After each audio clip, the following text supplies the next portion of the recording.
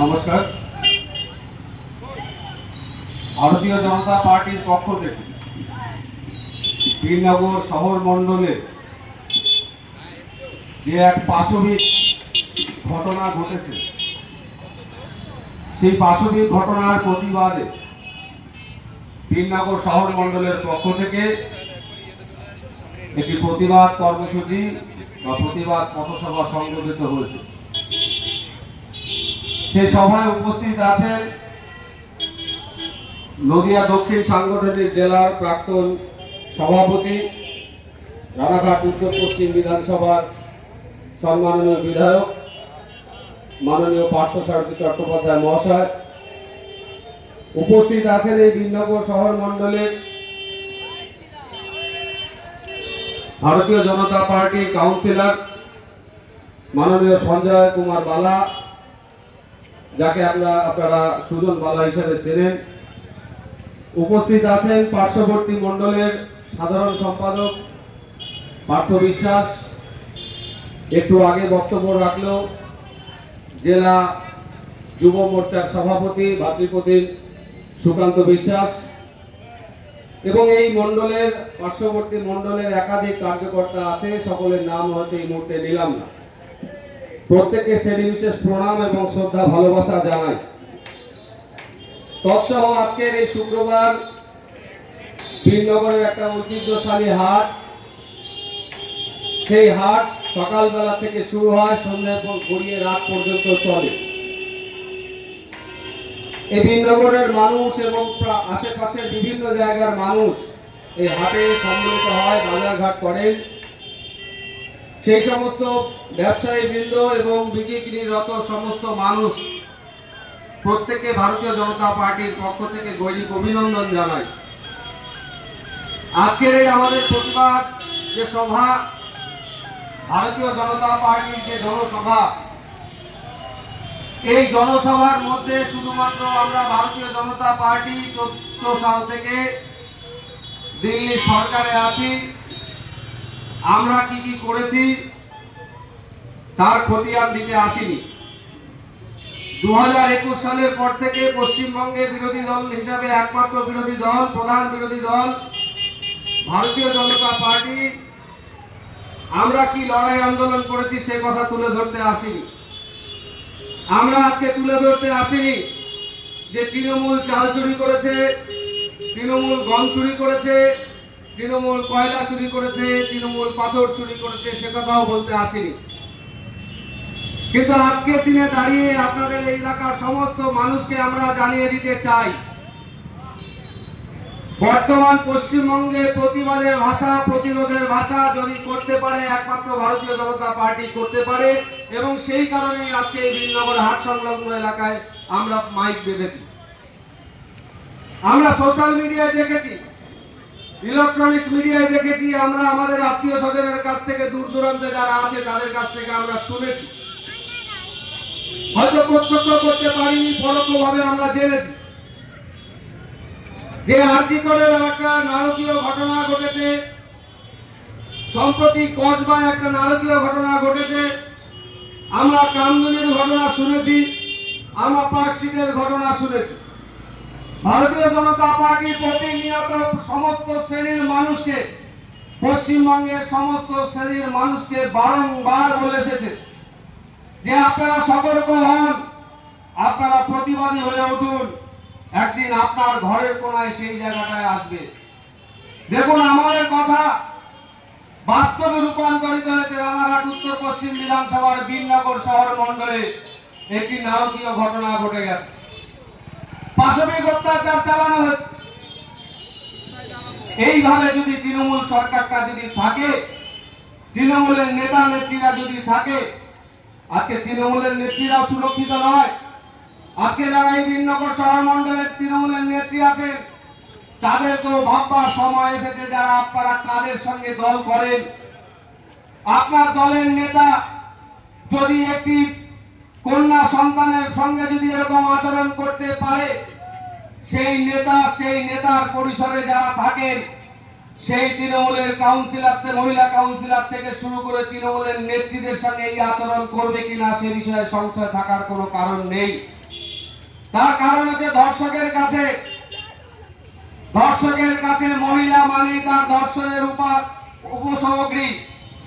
তাই আপনাদেরকে সচেতন হতে হবে, প্রতিবাদের ভাষা গড়ে তুলতে হবে।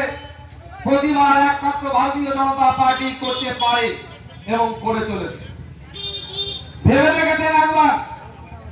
আজকে আমার বাড়ির সন্তান, আমার বাড়ির কন্যা, তাকে আমি টিউশন দিতে পাঠাচ্ছি। কোথায় টিউশন দিতে পাঠাচ্ছি? সেই টিউশন যার কাছে দিতে পাঠালাম সে তার কাছে সুরক্ষিত নয়। একজন রাজনৈতিক কর্মী হলে আমার রাজনৈতিক পরিধি যতটুকু আছে, আমি রাজনীতি যতদিন ধরে করি, আমি একথা বিশ্বাস করি, একজন রাজনৈতিক ব্যক্তিত্ব হতে গেলে সবার প্রথমে ত্যাগ স্বীকার করা জানতে লাগে, লোভকে অর্জন করা জানতে লাগে, সম্মান অর্জন করা জানতে লাগে। আমি যখন কোন দলীয় নেতৃত্বের জায়গায় আসব, আমাকে লোভ লালসা ত্যাগ করতে হবে, কিন্তু ত্যাগ করতে পারছে না। তার কারণ দলটা তৃণমূল কংগ্রেস। এদের না আছে কোনো নীতি, না আছে কোনো আদর্শ, না আছে কাউকে সম্মান জানানোর মতন তার ন্যূনতম যোগ্যতা নেই। একজন রাজনৈতিক ব্যক্তিত্ব হলে পরে কখনো এরকম পাশবিক অত্যাচার, এরকম নারকীয় অত্যাচার করতে পারে না।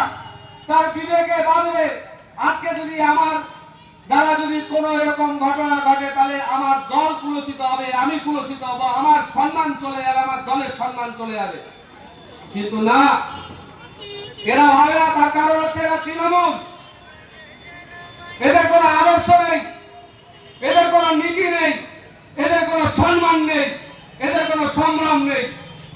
এরা শুধু জানে চুরি করা, মানুষকে হয়রানি করা, মানুষকে নির্যাতন করা, মানুষকে শোষণ করা, মানুষকে ভয় দেখানো এবং অসামাজিক পরিস্থিতি তৈরি করা, সমাজকে কুলসিত করা, সমাজের সংগ্রামকে নষ্ট করে দেওয়া, সমাজকে অসন্তুষ্ট করে তোলা। না হলে ভেবে দেখেছেন, একটা রাজনৈতিক দলের একজন নেতা, তিনি গৃহশিক্ষক, তিনি পৌরসভায় চাকরি করেন, তিনি ব্যবসা করেন, তার পাশে তিনি সেই ধর্ষণ করার মতন লালসাটাও তিনি নিজের মধ্যে জমা করে রাখেন। তাই এলাকার মানুষকে বলবো যে আপনাদের সংগঠিত হতে হবে, প্রতিরোধ করে তুলতে হবে। এই রকম তৃণমূলের নেতাদেরকে বয়কট করতে হবে। তৃণমূলের নেতা দেখলেই বয়কট করতে হবে।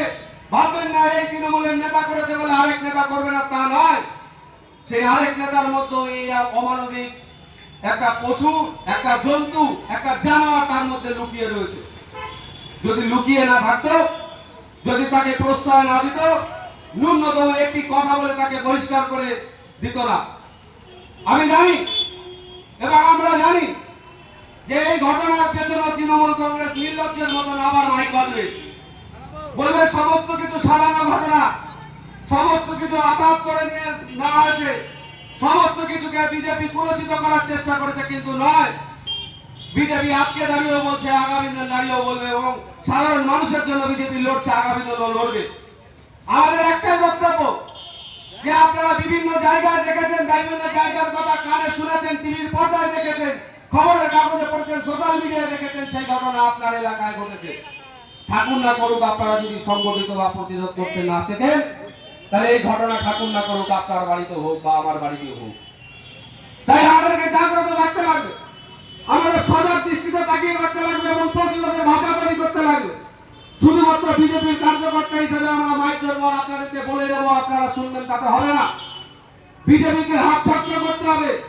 আজকে বিনগরে বিজেপির হাত আরো শক্ত করতে হবে এবং যখনই বিজেপির হাত শক্ত হবে, এরকম নরহমরা কখনোই এই কাজ করার মতো সাহস এবং মানসিকতা তাদের মধ্যে জন্মাবে না।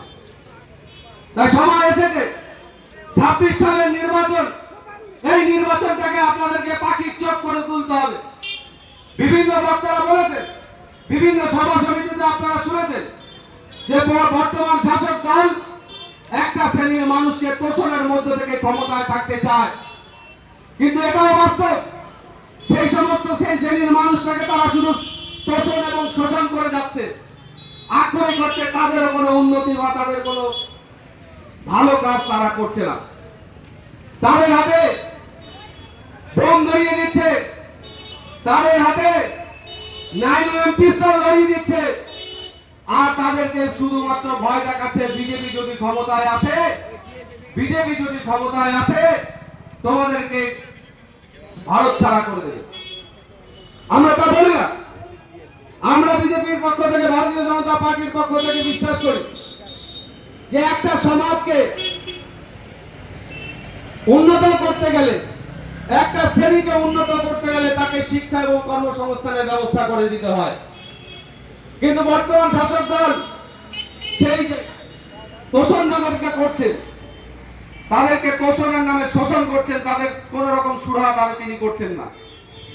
আর বাকি যে 70% মানুষ আছেন, সেই 70% মানুষের মধ্যে ইন্ডিজোটের নাম করে বামপন্থীদের কাজে লাগিয়ে দিয়েছেন, ইন্ডিজোটের নাম করে কংগ্রেসীদের কাজে লাগিয়ে দিয়েছেন যে তোমরা এই 70%কে ভেঙে দাও। এই 70% ভেঙে দিলে পেছনের দরজা দিয়ে তোমাদের পাওনা তোমাদের কাছে পৌঁছে দেবো, যাতে বিজেপি ক্ষমতায় আসতে না পারে। আর আমরা ক্ষমতায় থেকে এইরকম নারকীয় ঘটনা ঘটিয়ে যাব, পুলিশ আমাদের কিচ্ছু করবে না।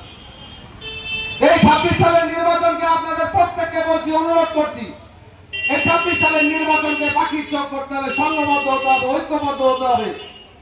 এবং এই সংঘবদ্ধ এবং ঐক্যবদ্ধতার মধ্য দিয়ে এই তৃণমূল নামক অপশাসিত একটা সরকারকে উৎখাত করে ফেলে দিতে হবে। শুধু উৎখাত করে ফেলে দিলেই হবে না, এলাকায় সংগঠন এবং এলাকার মানুষ সংঘবদ্ধ হয়ে এমন ভাবে করতে লাগবে যে তৃণমূলের পতাকাটা ধরার মতন একটা লোক যেন এলাকায় যেন না থাকে।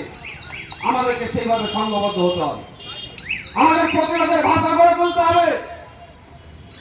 আজকে যার বাড়িতে ঘটনা ঘটেছে সে শুধু একা ব্যথিত দুঃখিত হলে হবে না, সেই ব্যথা সেই দুঃখ নিজের মনের মধ্যে গেঁথে নিতে লাগবে যে এই বাড়ির সন্তানটা এরকম পাশবিক অত্যাচারের শিকার হয়েছেন, হয়তো আমার বাড়িতেও হবে, সে আমার বাড়ির মেয়ে, সে আমার বাড়ির কন্যা, সে আমার বাড়ির সন্তান।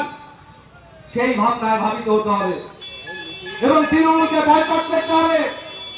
তৃণমূলকে বয়কট করার মধ্যে দিয়ে একটা সুস্থ সামাজিক জীবন যাপন করবার মতন সরকার গঠন করতে হবে।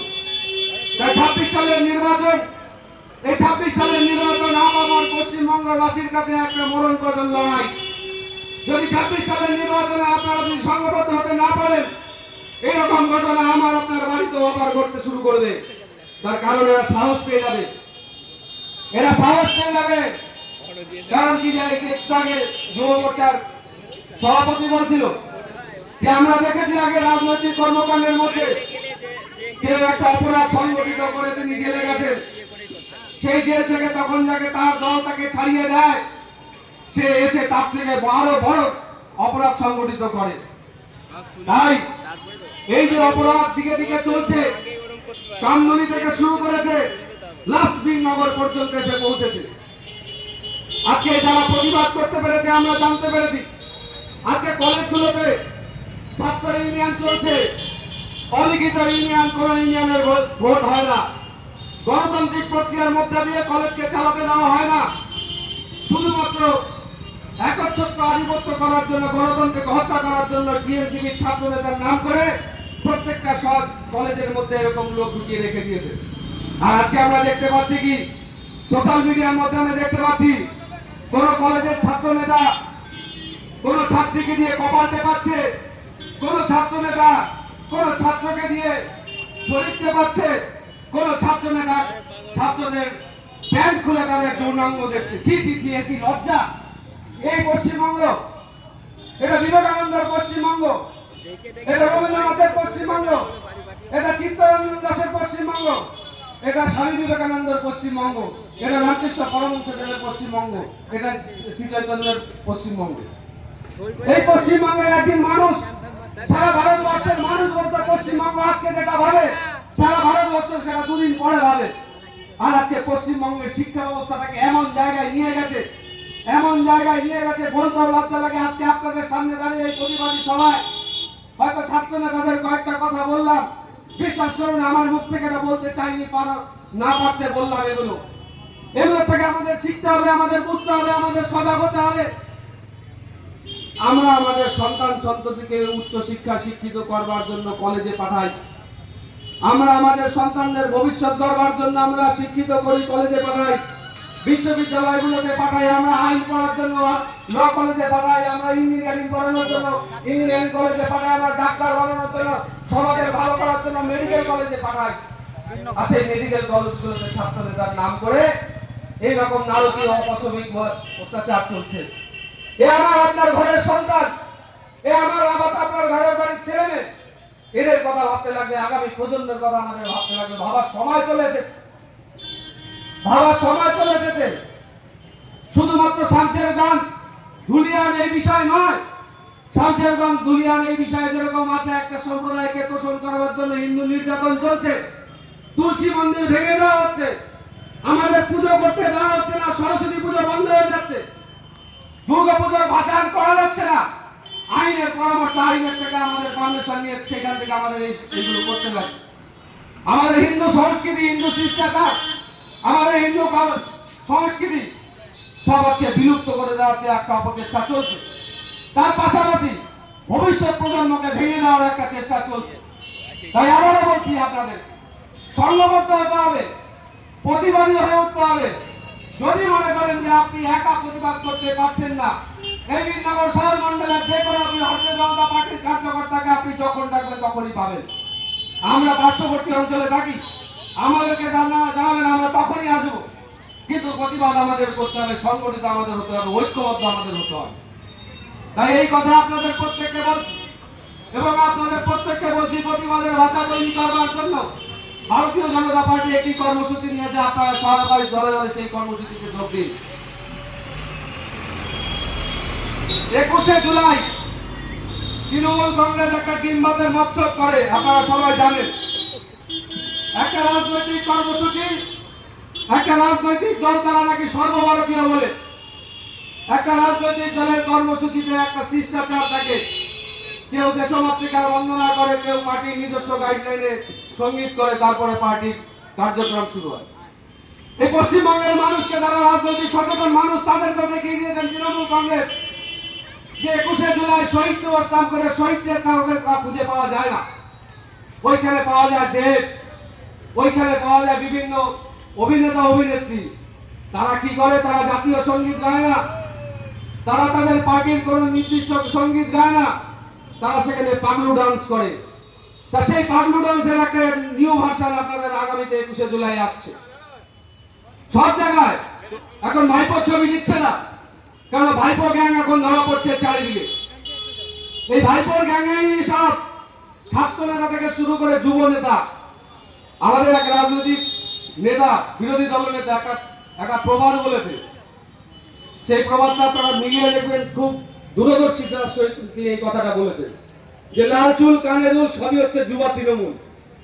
তারা যুবা ছিল, এখন যুবক হয়েছে, তারা এখন ধর্ষণের জন্য তৈরি হয়ে গেছে। তাই সেই সমস্ত যুবক যুবতীদের এখন আর ছবি আমরা পাই না। আমরা জেলার বিভিন্ন জায়গায় যাচ্ছি, বিভিন্ন রাস্তার পথে ঘাটে দেখছি, শুধুমাত্র সততার প্রতীক বলতে সেই সততার প্রতীকও চলে গেছে। এখন চটির আগে ছবি দিত, পুরো ছবি দিত, চটি সমেত ছবি দিত, এখন চটি সমেত ছবিও পাওয়া যাচ্ছে না, মানে আস্তে আস্তে বাদ হচ্ছে। সেই 21শে জুলাই আপনারা জানেন একটা দিনবাদের একটা প্রোগ্রাম হবে। ঠিক সেই 21শে জুলাইয়ের দিন ভারতীয় জনতা পার্টি আপামর পশ্চিমবঙ্গের সমস্ত মানুষের জন্য একটি কর্মসূচি নিয়েছে, উত্তর কন্যা কর্মসূচি। তাই আপনাদেরকে বলবো যে আসুন আপনারা সংঘবদ্ধ হয়ে সেই কর্মসূচিতে অংশগ্রহণ করুন, আমরা আপনাদের সঙ্গে সহযোগিতা করব। বক্তব্য দীর্ঘায়িত করবো না, আমাদের এমএলএ সাহেব এখানে আছেন, আরো অন্যান্য বক্তারা আছেন। শুধু বক্তব্য শেষ করার আগে আপনাদের কাছে আবার অনুরোধ করব, পশ্চিমবঙ্গকে বাঁচাতে হলে, আগামী প্রজন্মকে বাঁচাতে হলে, পশ্চিমবঙ্গের সংস্কৃতি বাঁচাতে হলে, হিন্দু শিষ্টাচার বাঁচাতে হলে, হিন্দু সংস্কৃতি বাঁচাতে হলে, সনাতন ধর্মের শিষ্টাচার বাঁচাতে হলে, আর চারিদিকে এই ছাত্র নেতা যুব নেতাদের অত্যাচার থেকে পরিত্রাণ পেতে হলে আপনাদের প্রত্যেককে সংঘবদ্ধ হতে হবে, প্রতিবাদ করে তুলতে হবে, প্রতিরোধ করে তুলতে হবে। আর সেই প্রতিবাদ, প্রতিরোধ এবং সংঘবদ্ধ এবং সংগঠিত হওয়ার কাজ একমাত্র ভারতীয় জনতা পার্টি আপনাদের সহযোগিতা করবে। তাই ভারতীয় জনতা পার্টি কার্যকর্তা হিসাবে আপনাদের কাছে আবারও বলছি যে আপনারা সংঘবদ্ধ হন, চারিদিকে যে অসামাজিক কাজ চলছে সে তার বিরুদ্ধে রুখে দাঁড়ান। আমরা সহযোগিতা করব এবং 26 সাল পাখির চোখ, 26 সালের গণতান্ত্রিক প্রক্রিয়ার মধ্য দিয়ে, ভোটের মধ্য দিয়ে এই সরকারকে উৎখাত করে ফেলুন। আর এই সরকার যদি উৎখাত করতে না পারেন তাহলে আগামী দিন সমূহ বিপদের সম্মুখীন আমাদের প্রত্যেককে হতে হবে। সকলের দীর্ঘায়ু কামনা করে, সকলের সুস্বাস্থ্য কামনা করে, সকলের মঙ্গল কামনা করে আমি আমার বক্তব্যে বিরাম রাখছি। জয় হিন্দ, বন্দে মাতরম, ভারত মাতার জয় হোক। ধন্যবাদ।